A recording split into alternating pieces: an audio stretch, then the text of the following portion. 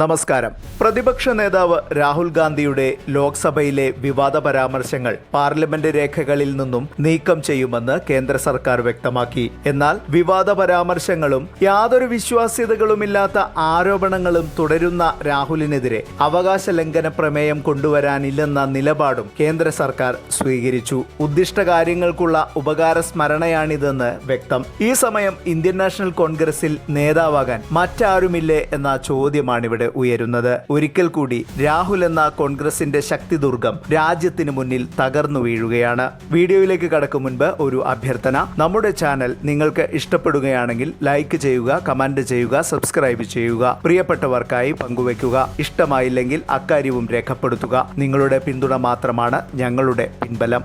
Indian രാഷ്ട്രീയത്തിലെ ഏറ്റവും ചർച്ച ചെയ്യപ്പെടുന്ന വ്യക്തിത്വങ്ങളിൽ ഒന്നാണ് രാഹുൽ ഗാന്ധി. എന്നാൽ പലപ്പോഴും അദ്ദേഹം നടത്തുന്ന പ്രസ്താവനകൾ വസ്തുതാവിരുദ്ധമാണെന്നും രാജ്യത്തിന്റെ പ്രതിച്ഛായയെ ബാധിക്കുന്നതാണെന്നുമുള്ള ആരോപണങ്ങൾ ശക്തമാണ്. ഏറ്റവും ഒടുവിലായി മുൻ കരസേനാ മേധാവി ജനറൽ എം നരവാനെയുടെ ആത്മകഥയെ ആസ്പദമാക്കി അദ്ദേഹം നടത്തിയ പ്രസ്താവനകൾ വലിയ വിവാദങ്ങൾക്കാണ് വഴിതെളിച്ചത്. ജനറൽ എം നരവാനെയുടെ 4 സ്റ്റാർസ് ഓഫ് ഡെസ്റ്റിനി എന്ന ആത്മകഥ ഇതുവരെ ഔദ്യോഗികമായി പുറത്തിറങ്ങിയിട്ടില്ല. ഇക്കാര്യം പ്രസാധകരും ജനറൽ എം നരവാനെയും വ്യക്തമാക്കിയിട്ടുമുണ്ട്. എന്നാൽ ഈ പുസ്തകം താൻ വായിച്ചുവെന്നും ഇന്ത്യയും ചൈനയും അതിർത്തിയിൽ സംഘർഷഭരിതമായ ഒരു കാലഘട്ടത്തെക്കുറിച്ചും അഗ്നിപഥ് പദ്ധതിയെക്കുറിച്ചും ഗുരുതരമായ വെളിപ്പെടുത്തലുകൾ ഉണ്ടെന്നും രാഹുൽ ഗാന്ധി അവകാശപ്പെട്ടു. പുസ്തകം പ്രസിദ്ധീകരണത്തിന് മുൻപ് തന്നെ അതിന്റെ ഉള്ളടക്കം തനിക്കറിയാമെന്ന രാഹുലിന്റെ വാദം രാജ്യത്തെ ഞെട്ടിച്ചിരിക്കുകയാണ്. സൈന്യത്തിന്റെ ആത്മവീര്യം കെടുത്തുന്ന രീതിയിൽ ചില വിഷയങ്ങൾ രാഷ്ട്രീയവൽക്കരിക്കുന്നത് ഉചിതമാണോ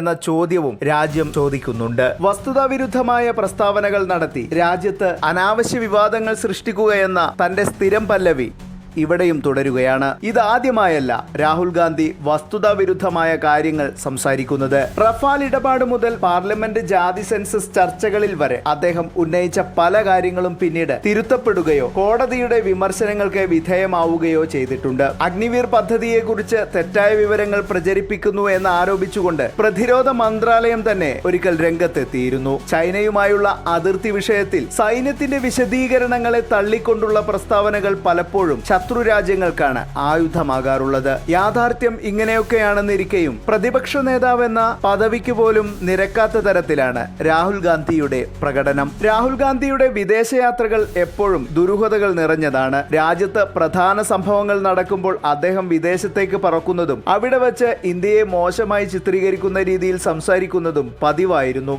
ഇപ്പോഴും അദ്ദേഹം അത്തരം നിലപാടുകൾ തുടരുന്നുമുണ്ട്. ലണ്ടനിലെ കേംബ്രിഡ്ജ് സർവകലാശാലയിലും അമേരിക്കയിലെ യൂണിവേഴ്സിറ്റിയിലും രാഹുൽ നടത്തിയ പ്രസംഗങ്ങൾ രാജ്യത്തെ അപമാനിക്കുന്ന തരത്തിൽ തന്നെയായിരുന്നു. ഇന്ത്യൻ ജനാധിപത്യം തകർന്നുവെന്നായിരുന്നു പലപ്പോഴും അവിടങ്ങളിൽ രാഹുലിന്റെ വാക്കുകൾ സൂചിപ്പിച്ചിരുന്നത്. ഇന്ത്യ വിരുദ്ധ നിലപാടുകളുള്ള നേതാക്കളുമായും ഗ്രൂപ്പുകളുമായും അദ്ദേഹം കൂടിക്കാഴ്ച നടത്തുന്നു എന്ന ആരോപണം BJP ശക്തമായി ഉന്നയിക്കാറുണ്ട്. സുരക്ഷാ മാനദണ്ഡങ്ങൾ പാലിക്കാതെ ഔദ്യോഗിക സുരക്ഷാ ഉദ്യോഗസ്ഥരെ അറിയിക്കാതെ രഹസ്യയാത്രകൾ നടത്തുന്ന രാഹുൽ സുരക്ഷാ ഏജൻസികളെ പലപ്പോഴും വട്ടം കറക്കാറുമുണ്ട്. പ്രതിപക്ഷ നേതാവ് എന്ന സമുന്നത പദവിക്ക് നിരക്കാത്ത തരത്തിലാണ് രാഹുൽ എന്ന രാഷ്ട്രീയക്കാരന്റെ പ്രവർത്തന രീതി. എന്നാൽ ഏറെ പാരമ്പര്യം കൊട്ടിഘോഷിക്കുന്ന കോൺഗ്രസിൽ മറ്റൊരു നേതാവില്ലേ എന്ന ചോദ്യം ഇവിടെ പ്രസക്തമാവുകയാണ്. ഉത്തരവാദിത്തപ്പെട്ട പ്രതിപക്ഷ നേതാവ് എന്ന നിലയിൽ രാഹുൽ ഗാന്ധിയുടെ വാക്കുകൾക്ക് വലിയ പ്രാധാന്യമാണുള്ളത്. എന്നാൽ വസ്തുതകൾ പരിശോധിക്കാതെ നടത്തുന്ന പ്രസ്താവനകളും രാജ്യത്തിന് പുറത്തുപോയി സ്വന്തം നാടിനെ വിമർശിക്കുന്ന രീതിയും ജനാധിപത്യത്തിന്